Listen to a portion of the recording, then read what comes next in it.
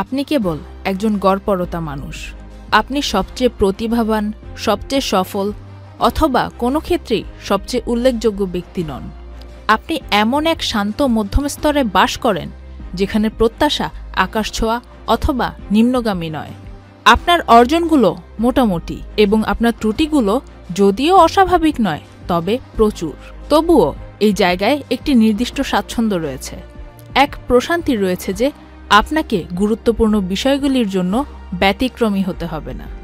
আপনি দৈনন্দিন জীবনের সহজ রুটিনে ছোট ছোট জয় এবং ব্যর্থতায় সন্তুষ্টি খুঁজে পেতে পারেন, যা আপনাকে সংজ্ঞায়িত করে না বরং আপনাকে গঠন করে।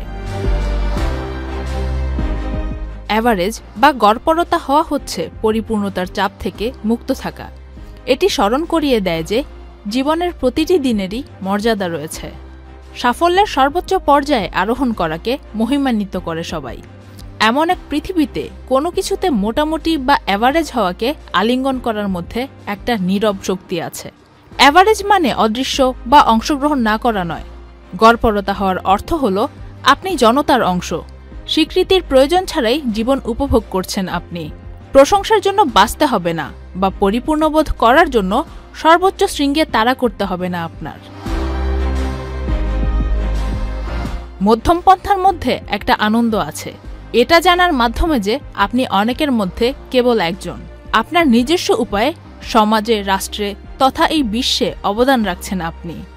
গড়পড়তা অস্তিত্ব ব্যর্থতা নয়।